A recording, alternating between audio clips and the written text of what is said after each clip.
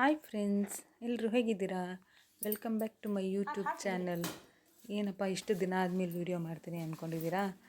So ಸ್ವಲ್ಪ busy ಇದ್ದೆ ನಾನು, ಅದಕ್ಕೋಸ್ಕರ ಮಾಡೋಕ್ಕಾಗಿರಲಿಲ್ಲ. ಇವತ್ತು ನೋಡಿ ನಮ್ಮ ಮನೆಯಲ್ಲಿ ಏನು ಸ್ಪೆಷಲ್ ತಂದಿದ್ದಾರೆ ಅಂತ. ಬೋಟಿ ತೊಗೊಂಡ್ಬಂದ್ಬಿಟ್ಟಿದ್ದಾರೆ ನಮ್ಮ ಪಪ್ಪ.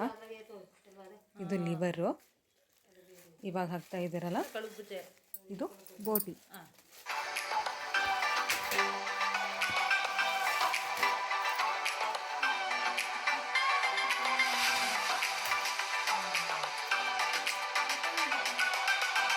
ಜೊತೆಗೆ 1-2 kg ಮಟನ್ ಕೂಡ ತೊಗೊಂಡು ಬಂದಿದ್ದಾರೆ.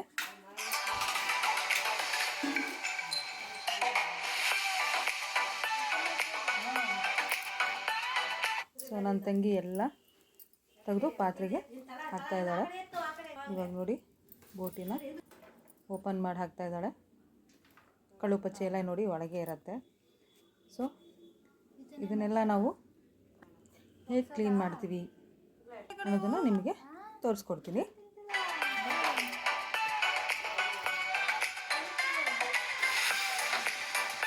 ಸೊ ಇವಾಗ ನಾವು ಕಳ್ಳು ಪಚ್ಚೆ ಮತ್ತು ಬೋಟಿ ಇರುತ್ತಲ್ಲ, ಅದನ್ನು ಫಸ್ಟ್ ಕಳ್ಳು ಪಚ್ಚೆನ ಒಂದ್ಸಲಿ ನಾವು ಕ್ಲೀನಾಗಿ ನೀರಲ್ಲಿ ತೊಳ್ಕೊಂಡಿದ್ವಿ. ಇವಾಗ ಬಿಸಿನೀರಿಗೆ ಸ್ವಲ್ಪ ಅರಿಶಿನ ಹಾಕಿ ಏನೇನು ಇರುತ್ತಲ್ಲ ಐಟಮ್ಸು ಬೋಟಿದು ಪ್ರತಿಯೊಂದನ್ನು ಇವಾಗ ಬಿಸಿನೀರಲ್ಲಿ ಹಾಕಿದ್ದೀವಿ. ಕ್ಲೀನಾಗಿ ಬಿಸಿನೀರಲ್ಲಿ ಹಾಕಿದರೆ ಅದು ಕ್ಲೀನ್ ಮಾಡಲಿಕ್ಕೆ ಈಸಿ ಆಗುತ್ತೆ.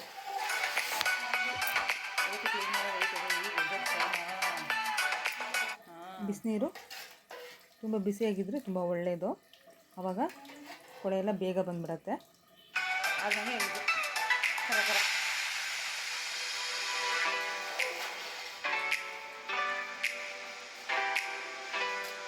ಸಣ್ಣ ಅವು ತಗೋಬೇಕು.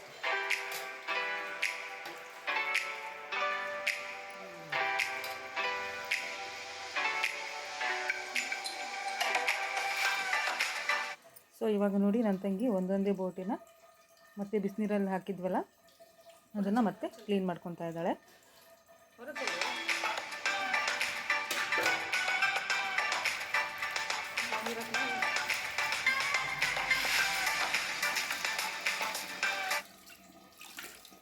ಫ್ರೆಂಡ್ಸ್, ಇದು ನೋಡೋಕ್ಕೆ ಕ್ಲೀನ್ ಮಾಡೋದು ಕಷ್ಟ ಅಂತ ಎಲ್ಲರೂ ಆಲ್ಮೋಸ್ಟ್ ತರೋಕ್ಕೆ ಹೋಗೋದಿಲ್ಲ. ಸೊ 2-3 ಜನ ಇದ್ಬಿಟ್ರೆ ಬೇಗನೆ ಪಟಾಪಟ್ ಅಂತ ಕ್ಲೀನಾಗಿ ಹೋಗ್ಬಿಡುತ್ತೆ. ನಾವು ಅಷ್ಟೇ ಒಂದು ಅರ್ಧ ಮುಕ್ಕಾಲು ಗಂಟೆ ಆಯಿತು ಕ್ಲೀನ್ ಮಾಡೋಷ್ಟೊತ್ತಿಗೆ ನಮ್ಮದು ಕೂಡ. ಬಟ್ ಟೇಸ್ಟ್ ಮಾತ್ರ ಅಲ್ಟಿಮೇಟ್ ಆಗಿರುತ್ತೆ.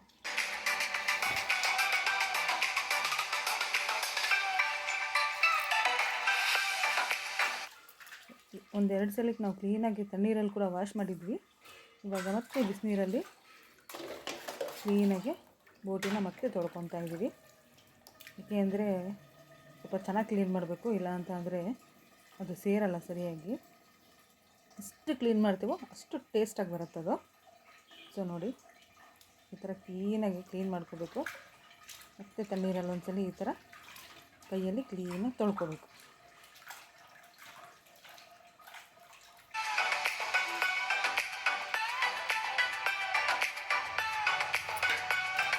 ಸೊ ಇವಾಗ ನೋಡಿ ಬೋಟಿನ ಬಿಸಿನೀರಲ್ಲಿ ಅದ್ದಿದ್ವಲ್ಲ ಇಷ್ಟು ಚೆನ್ನಾಗಿ ಬರ್ತಾ ಇದೆ ಅದು ಮೇಲಿಂದು.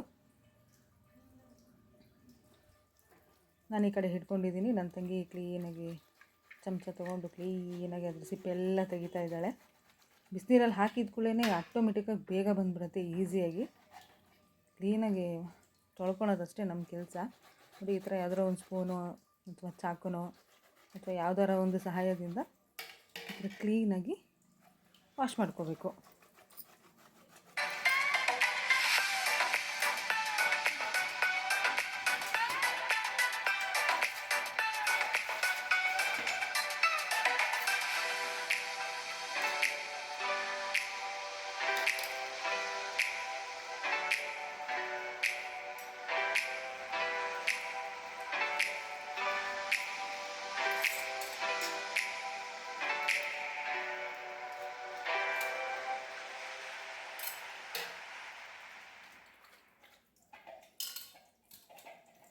ನಾವಂತೂ ತುಂಬ ಕ್ಲೀನಾಗಿ ಮಾಡ್ಕೊಂಡಿದ್ದೀವಿ. ಒಂದು ಏನಿಲ್ಲ ಅಂದರೂ 3-5 ಸಲ ಅಂತೂ ತೊಳೆದಿದ್ದೀವಿ.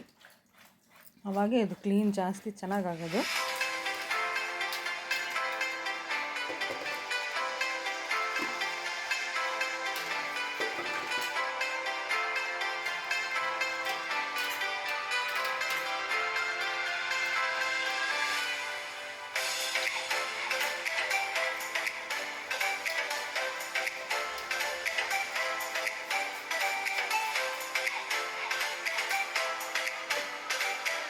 ಸೊ ಫೈನಲಿ ಕ್ಲೀನಾಗಿ ತೊಳ್ಕೊಂಡು ಮತ್ತೆ ಇನ್ನೊಂದು ಸಲ ಬಿಸಿನೀರಲ್ಲಿ ತೊಳೆದಿದ್ದೀವಿ. ನೆಕ್ಸ್ಟ್ ಇವಾಗ ಕಟ್ ಮಾಡ್ತಾ ಇದ್ದಾಳೆ ನನ್ನ ತಂಗಿ ನೋಡಿ.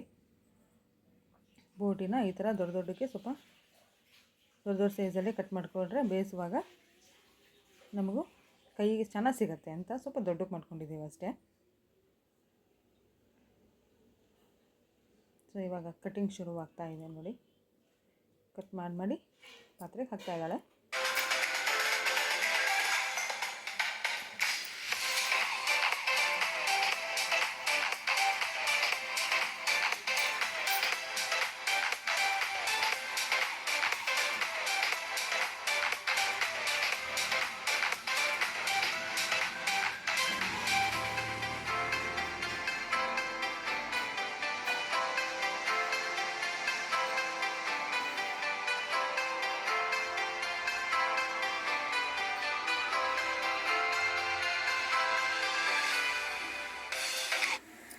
ಸೊ ನೋಡಿದ್ರಲ್ಲ ಫ್ರೆಂಡ್ಸ್, ಇಷ್ಟೇ ಬೋಟಿ ಕ್ಲೀನ್ ಮಾಡೋದು.